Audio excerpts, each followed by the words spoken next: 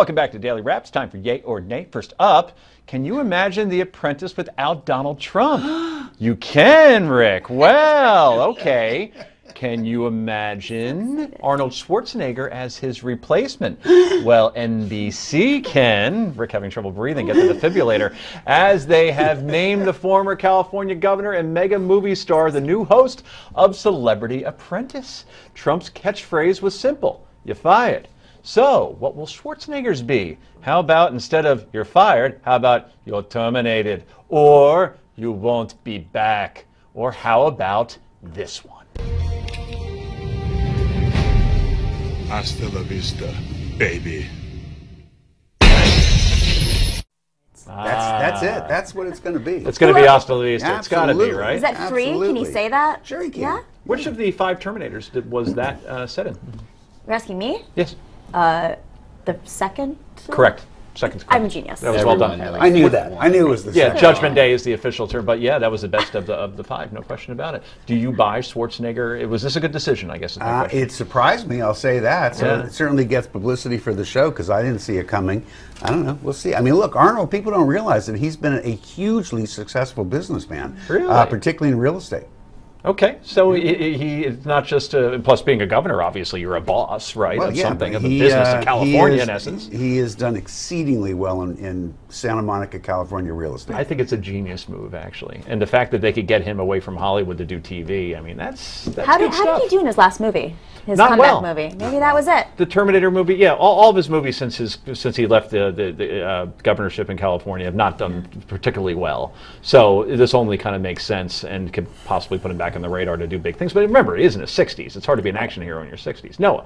I just think I'm the last man in America who's longing for Cincinnatus to return to his plowshares. We have this nexus of actors becoming politicians, becoming actors, becoming politicians again. It really is deleterious, I think, to the state of civil affairs. But I'm going to be the wet blanket on this whole fun. Yes, Wait you are the until The mop. Apprentice What is did a he just say? political I'm not show. quite sure. There are no some idea. I what kinda Noah got just it. said. big I got SAT it. words in there. It was very meta. It sounded really smart, but I don't know what he said. I think he means that it's a vicious circle. Yeah. Okay.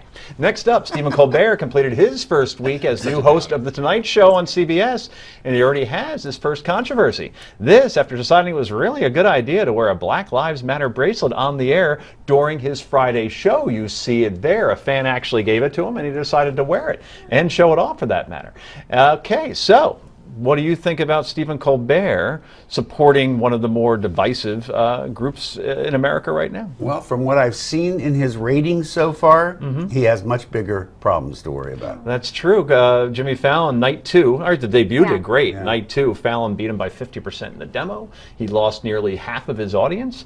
He's doing pretty well, but I got a feeling that CBS is a little nervous right now. When you do polarizing things like that, that's not how you grow an audience. I know I'm not really asking you a question. I'm in lecturing at TV. this point. No, I totally get it. I mean, he can say what he wants and do what he wants, and he has made a very political show thus far. But let's give him some time. I mean, this Twitter reaction world that we live in, you're 2/4 the way through. I get it, but isn't that a self-induced error? Sure, but I don't know if it's going to affect his ratings. I think it gives conservatives one more reason to say, he's liberal, I'm not going to watch him. And just Jimmy based on Fallon's principle. more conservative. Jimmy Fallon is apolitical. He does not get political on his show, nor does the other Jimmy, Kimmel. The other Fallon one. and Kimmel are right. They're very Carson-like, where they decide not to take a stand Didn't on Jimmy everything. Kimmel give to Obama? What's that? I think Jimmy Kimmel did an Obama fundraiser. Kimmel's pretty outwardly Yeah. liberal. Yeah, I don't really see it that much, but final word No, on I think, on Joe, that? you made an excellent point. I think this is reflective of some instincts on his part. I don't personally care what his politics are, but a lot of people do.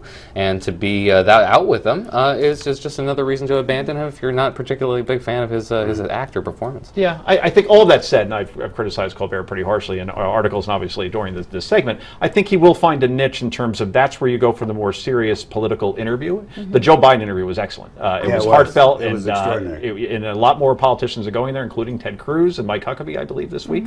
So all of that said, he could find that niche. The question is, does that result in ratings? late night TV Outside of Trump and ratings? Biden, who rates, right? So anyway, that's our show for tonight. Thank you, panel. Outstanding job, outstanding tie.